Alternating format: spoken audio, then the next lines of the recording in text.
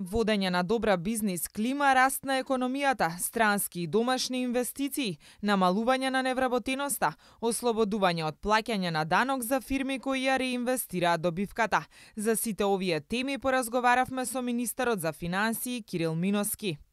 Оваа влада е насочена кон водење на добра бизнис клима, привлекување на странски инвестиции и намалување на невработеноста. Кој е клучот за успехот во вакво неповолно политичко опкружување? Владата во изминатиот временски период интензивно работи на неколку приоритети. Како што веќе споменавме, првиот приоритет представува креирање на нови работни места. Креирањето на работните места е врзано со поттикнувањето на инвестициите и тоа во крајна линија има рефлексија на подобрувањето на животниот стандард на населението. За да се искреира раст на приватниот сектор, неопходно е да постои квалитетно деловно опкружување. Владата во изминатите години покажа, а тоа е верификувано и преку низа извештаи на Светската банка, дека е посветена на креирање на деловно опкружување кој што ќе овозможи побрз раст на приватниот сектор. Во таа насока, речиси секоја година, превземаме низа мерки со цел унапредување на деловното опкружување. Основната цел на унапредување на деловното опкружување е секако создавање на подобри услови во кои што ќе се поттикнат инвестициите, и тоа домашните и странските инвестиции. Во делот на странските инвестиции имаме интензивна активност на нивно привлекување во државата, додека во делот на домашните, на стимулирањето на домашните инвестиции имаме низа мерки пред се кои што се во даночната сфера, каде што преку политиката на ниски даноци најголем дел од средствата остануваат во компаниите, затоа што сметаме како влада дека пазарот е еден од најефикасните механизми и дека приватниот сектор на најдобар начин знае каде да ги алоцира средствата. Во однос на нашиот приоритет за креирање на благосостојба, ние интензивно работиме преку низа мерки за поттикнување на развојот на приватниот сектор, на менување на структурата на работните места. Најнапред во нашата стратегија како основна цел е поставена целта на креирање на работни места кои што ќе генерираат поголем број вработување, меѓутоа следниот приоритет представува менување на структурата на работните места и привлекување на така наречени и отварање на нови работни места кои што се подобро платени, кои што подразбираат и пософистицирани вештини на работната сила.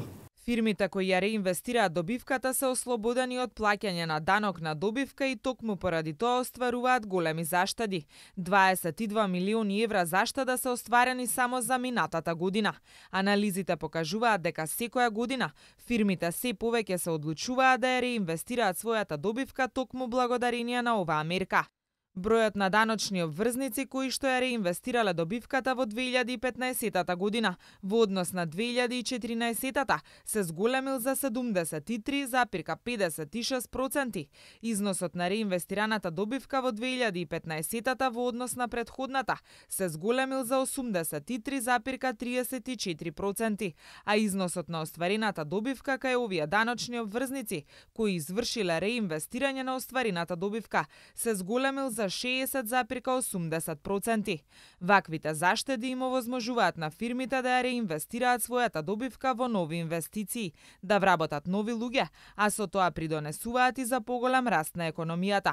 Нашата ориентација како влада е политиката на ниски даноци и политиката во која што приватниот сектор ќе располага со најголем дел од средствата.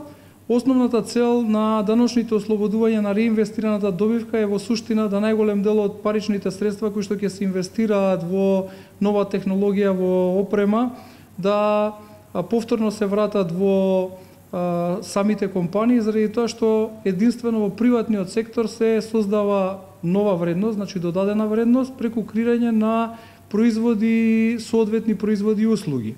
Врз основа на податоците кои што ние ги имаме, покажано е дека речиси 22 милиони евра се вратени повторно во компаниите со помош на оваа мерка. Значи, компаниите платиле помалку 22 милиони евра даноци, со тоа се создале услови да овие средства ги инвестираат за унапредувањето на деловните процеси, за воведување на нови технологии, понатаму подобрување на вештините на нивните вработени, а сето тоа во крајна линија придонесува за креирање на нова вредност на ниво на компаниите. И повторно, значи дополнителни приходи за државата преку поголемиот број на даноци кои што ги плаќаат, значи квантитативно во државниот буџет. Клучот за успехот е привлекување на странски директни инвестиции, колку истите придонесуваат за растот на економијата. Странските инвестиции имаат позитивен импакт во развојот на македонската економија од повеќе аспекти.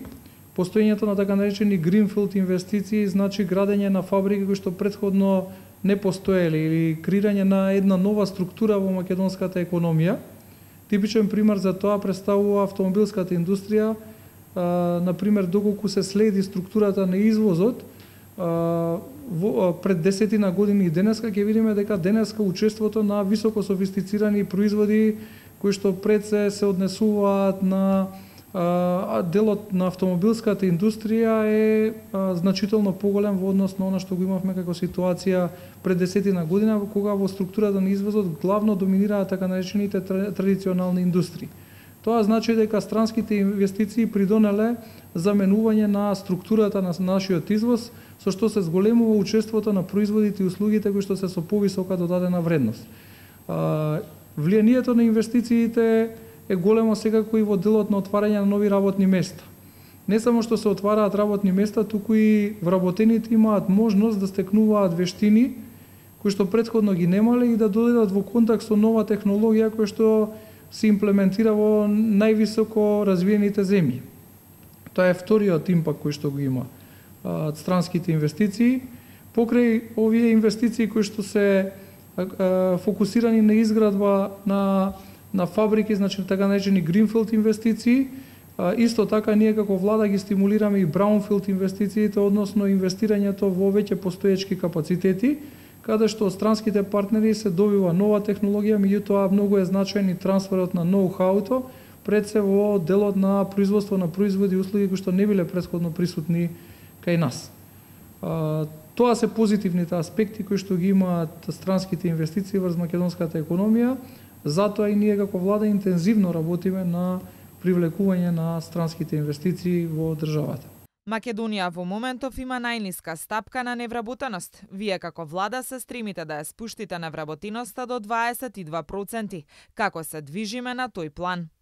Главниот приоритет на политиките на оваа влада е креирање на работни места, намалување на невработеноста, доколку се следат историските податоци што се јавно достапни, ќе видиме дека на тој план е постигнато многу, направено е многу како резултат на отварање на нови работни места кај странските директни инвеститори, така и преку поттикнувањето на вработувањето со така наречените активни мерки на пазарот на трудот. Познати се активностите кои што владата ги преземаше како дел од кампањата за вработување Македонија вработува 1 и Македонија вработува 2.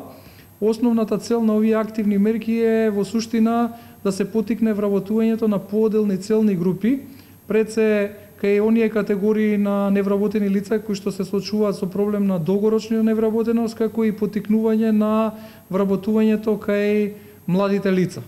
Во таа насока ние како влада превземаме интензивни мерки и преку Министерството за финансии, меѓутоа исто така и преку Министерството за труд и социјална политика, Агенцијата за вработување, се со цел да се поттикне овој процес на вработување и да се стекнат невработените лица со соодветните вештини неопходни за извршување на новите работни задачи.